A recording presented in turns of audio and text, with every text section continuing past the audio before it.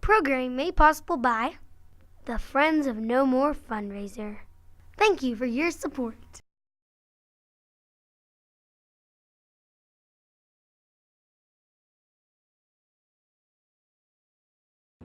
You save animals, and that is wonderful, but you look around and there's 5 animals to replace the one that you just saved.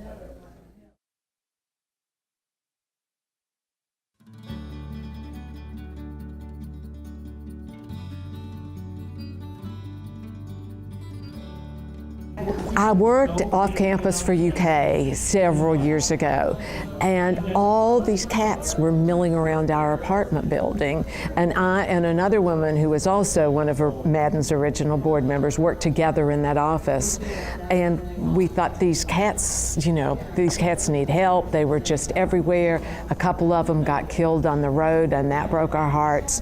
So we decided we needed to figure out what to do about all these cats, and we set up a caretaking team. I talked to every office in the 2 buildings surrounding this parking lot, found a number of cat people who were willing to help take a day every week to take care of these cats. We have a caretaking team, still today, some original members, and one person feeds the cat every day and every weekend. We have a rotating system. The cats are never left alone. Volunteers are a huge, gigantic, immense, incredible part. All of the organizations that you see here today need more volunteers. I can show you websites at this minute that will have dozens of foster families needed for a host of different animals. One of the goals of this conference was to let animal lovers who are not involved in animal welfare know about what all of these groups are doing and the volunteer roles we all need filled to be able to fulfill our mission, because they love animals and they want to make a difference. I'm here because of the MADN conference, and these people reached out to me about wanting to talk about physical and emotional well-being of animals. So I jumped at the chance to be part of it. And people, when you think of a veterinarian, you think of them looking at a pet's physical well-being, but you don't necessarily think of us looking at a pet's emotional well-being. So that's really the message I brought here, whether it was the veterinarians and veterinary team members in the audience, people that work in rescue, shelter, or even fostering or adoption, is how do we start recognizing the signs of fear, anxiety, and stress in a pet, and how do we reduce those symptoms, or if it flares up, how do we treat it? And to date, we've had almost 20,000 people go through the online certification. So we're hoping with a few hundred more that heard this message live, and then maybe hundreds more that hear this, that they too will look at fearfreepets.com about what they can do. Nationally, estimates are that 80% of kittens are born to community cats. It's a huge number. So if we can intervene and prevent a bunch of kitten litters, we are, one, of course, saving healthy animals from being killed because they don't have homes. We're saving a lot of money. We're saving grief from among some community members.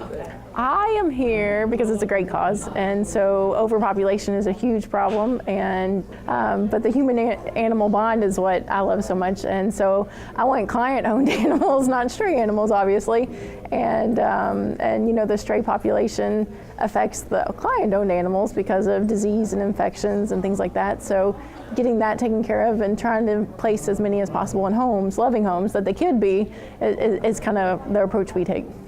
But if we can also educate the people who aren't necessarily cat lovers like we are about the benefits of TNR and how there will be a reduction in nuisance behaviors. Cats that are neutered don't yell and search for mates and make all those noises, and they don't run away from home, or they don't travel far from home much, or you know, they're just calmer, more sedate animals. So people appreciate that as well too, and it's one of the selling points for why we do TNR with people who aren't necessarily convinced originally.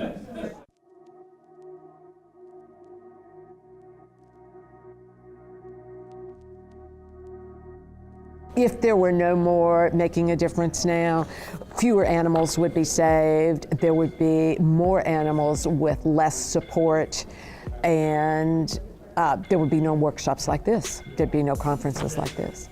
Everybody loses. Of course, the pet loses, often when it's life.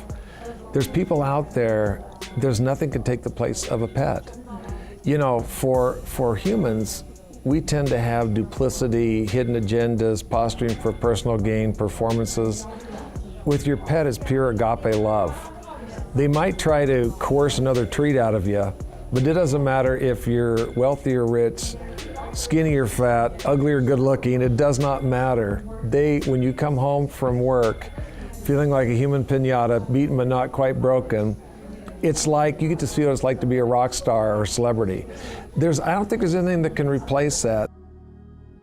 I will say we're a really small organization, so our direct impact would be felt more directly in Lexington.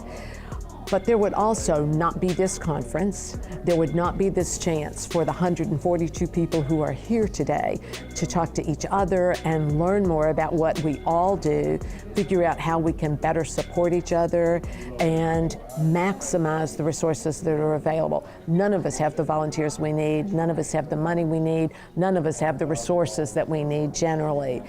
But if we can work more collaboratively and more cooperatively, I believe with all my heart we can make a greater difference. My mom fosters for several of the things that are here today, and she loves it because she gets to spoil them and you know, help get them through a crisis. And a lot of times they're puppies that need to be bottle fed and stuff.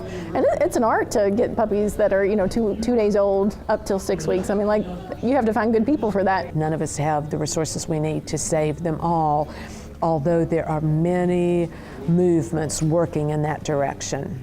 We can maximize each other's strengths, support each other, stop being in silos, and I love the collaborative spirit that has happened as a result of this conference, working through the planning committee and people who got excited about it from all perspectives. All the feedback we've gotten is, it is so cool that you were doing this.